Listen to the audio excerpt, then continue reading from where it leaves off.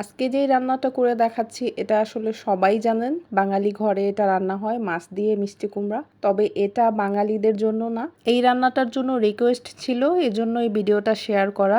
এটা সাউথ ইন্ডিয়ার একটা ফ্যামিলির জন্য আর পাকিস্তানের একটা ফ্যামিলির জন্য। তারা মাছ দিয়ে কিভাবে সবজি রান্না করতে হয় এটা কিন্তু বোঝে না। বিশেষ করে পাকিস্তানিদেরকেও আমি দেখেছি মাছ দিয়ে সবজি রান্নাটা ওরা খুব পছন্দ করে। ইন্ডিয়ান যারা আছে তারাও খুব পছন্দ করে। মিষ্টি কুমড়া কেটে নিচ্ছি। আমি এই মিষ্টি কুমড়া দিয়েই এই রান্নাটা করি। এই মিষ্টি কুমড়াটা দেশের বাহিরে পাওয়া যায়। দেশের থেকে যারা দেখছেন তাদেরকে বলবো যে কোনো মিষ্টি কুমড়া দিয়ে এটা হবে। বাস এভাবে পিস পিস করে কেটে নিলে হয়ে যাবে।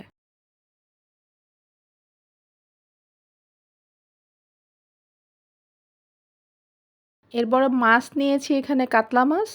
বড় যে কোনো মাছ দিয়েই হবে, রুই মাছও নেওয়া যেতে পারে, মিরকা মাছ নেওয়া যেতে পারে। এভাবে প্রথমে হলুদ আর লবণ দিব, কিন্তু মরিচ দিব না। হলুদ লবণ দিয়ে মাছটাকে ভালোভাবে ভেজে নিব ফার্স্টে।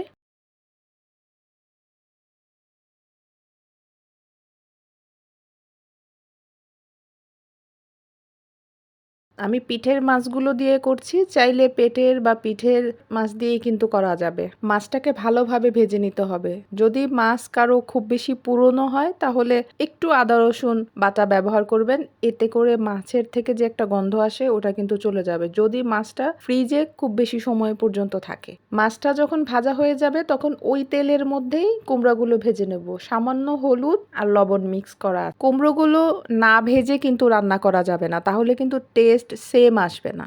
এই জন্যই এই রান্নাটা একটু অন্যরকম, তবে খুবই টেস্টি।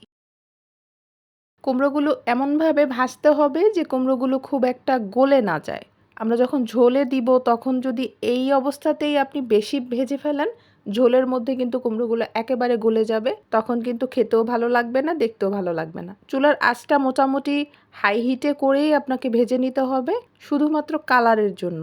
এপিট ওপিট কালার হবে আর 50% তো সিদ্ধ হয়েই যাবে এই ভাজার মধ্যে। এখন মেন তরকারি রান্না করার জন্য পেঁয়াজ দিচ্ছি, কাঁচামরিচ দিচ্ছি। এই রান্নাটার মধ্যে আমি খুব একটা শুকনো মরিচ ব্যবহার করা পছন্দ করি না।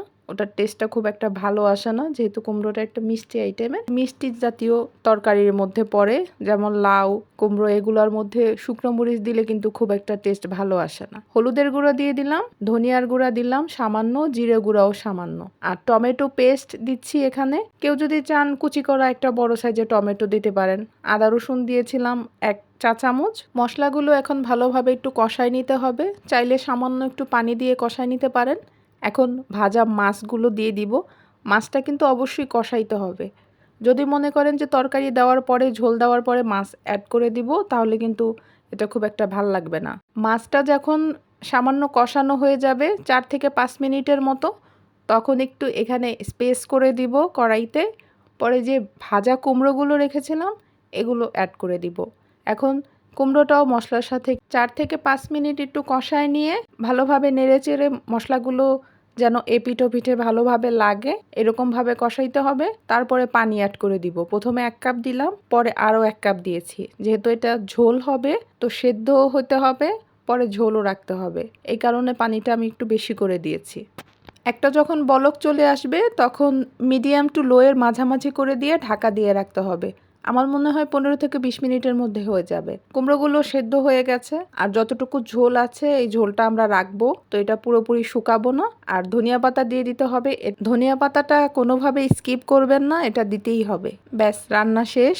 এর চাইতে আর বেশি সময় রান্না করতে হবে না। যাদের জন্য এই রেসিপিটা করে দেখানো তারা তো অবশ্যই ট্রাই করবে, আর যারা নতুন দেখলেন যদি ভালো লেগে থাকে অবশ্যই ট্রাই করবেন।